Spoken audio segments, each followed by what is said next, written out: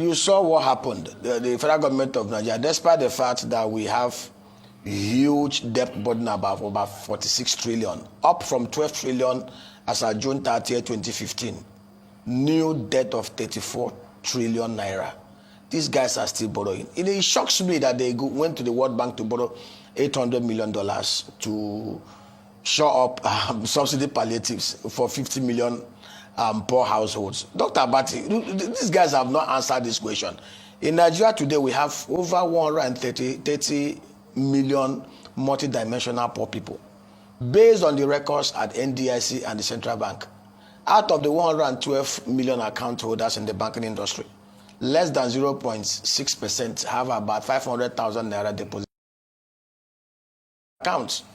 And if you look at the multiple accounts by some of these high end, we discover that we have less than 400,000 Nigerians out of a population of 210 million that can boast of 500,000 naira savings.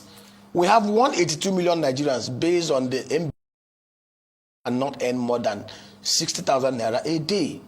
And these are the situations that we have found ourselves. And somebody is proposing to borrow $800 million to shore up, to do subsidy palliative. If you run the numbers, so out of 133 million multidimensional people. No, just a moment, doctor. Yeah. Government was very specific. That 800 million is for 50 million people. I am coming. 10 million. But it's supposed to be first tranche of So, the package. Dr. But let us do it's not as if it's let us do the numbers. 800 million dollars. Even if you use the forex rate of 500 naira, which is above the official rate at the CBN, we're talking about 400 billion naira. If you divide 400 billion naira by 50 million Nigerians, we're talking about less than 8,000 naira. What would 8,000 naira palliative do to somebody in Nigeria if we remove subsidy and the price of PMS goes from 185 naira it is today to about 450, 500 naira? No, I don't think the plan is to give the money, to distribute the money. They're talking about providing transportation, investing in agriculture. These are Dr. some of the details. I am an investment banker. We've done numbers on this. We've actually done proposals to the federal government of Nigeria on how this can be done. Let me give you practical examples of what can be done. $800 million is nothing compared to the impact of subsidy removal. Dr. Abad, let me tell you what will happen. If you remove subsidies from day one, on an annual basis, we will save 7 trillion naira that are wasted every year on subsidy, based on the budgeted overheads. Dr. Abad, if we open up the downstream upstream oil and gas sector and put in place the right security architectures in place, we will be saving ourselves based on the records by NNPC. The NNPC GMB told us gleefully that we lose average of $1.9 billion every month on crude oil thefts, which can be protected if we put in place the right measures. If we put in place the right measures and we protect these assets and these resources that just ballooned over time, Dr. Abati will be saving between the subsidy savings, the savings from the theft, and the monies lost at the refineries. We'll be saving about 18 trillion naira annually. Nigeria is the only place where people go to borrow money without any checks and balances. One of the reasons why we are where we are this issue of lack of accountability and responsibility. Dr. Abati, we have borrowed over the last 7.5 years brand new debts of over 34 trillion naira. These are outside the 23 trillion naira that have been created at the CBN by way and means. These are outside 11.6 trillion that is by contractors' liabilities according to Fashola. If you add up these debts, we have brand new debts of almost about $200 billion. Dr. Abati, can we point out to projects, assets, infrastructure development that is tied to that are tied to these monies? So these guys that went to the World Bank, to the Bretton Woods, to demand that they should stop lending Nigeria, did the right things. In other developed economies or developed economies, you don't just go borrowing without first of all involving all the stakeholders, both the state actors and non-state actors. I say it with every sense of responsibilities.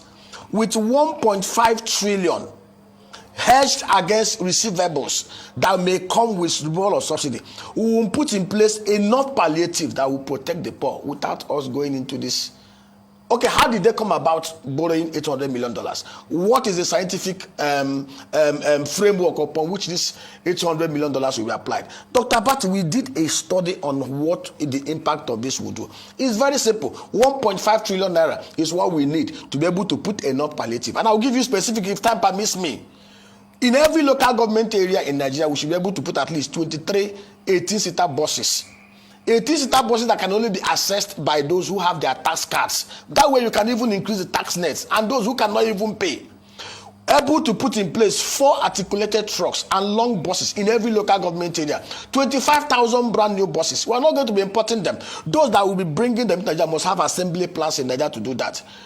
Dr. Bati, to fuel these buses, to maintain these buses, will create nothing less than new 800,000 jobs with the downstream oil and agri sector that we're talking about. They mentioned about that they want to invest in agri. Dr. Bati, to build mechanized agri outlets across the 8,809 electoral wards in Nigeria will cost about $1 billion. And that thing will help us within the next 1 year to be able to cultivate 3,500 new acres of upstream farm gates across the whole world at an average cost of 20,000 naira per acre.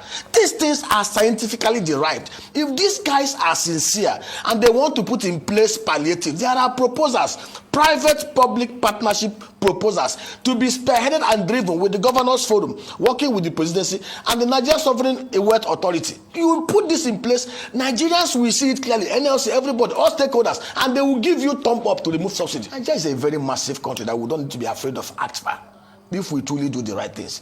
We have made a case for Nigeria becoming a transshipment port.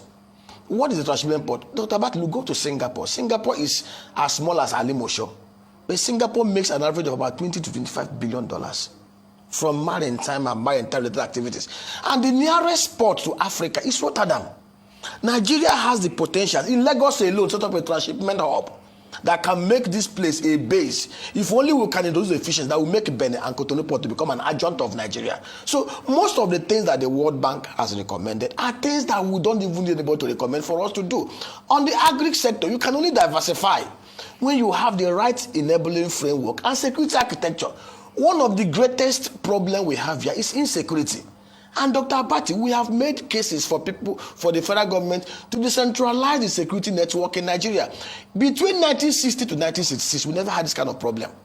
The old Eastern Nigeria, Western Nigeria, Northern Nigeria had their own regional police. And we know that every security is indigenous. And I give an example with Anambra State. Before Peter became governor of Anambra, Anambra State was a den of robbers. Kidnapping was rife. In Onitsha, if you carry Potimba, they will cut off your hand. What did the guy do? He understood the psyche of the people. He went to each of the communities in the 177 autonomous communities in Anambra State. Give me 20 of your sons who you can trust to protect you. He provided them with training, gave them security guys and guns. And in 6 months, for 5 years, Anambra was the secure state, the most secure state in Nigeria. We can indigenize it. If we can indigenize security, decentralize it, and put security back to the communities, I tell you, once we can put in place the right security architecture, we can easily, you cannot diversify in an atmosphere of chaos.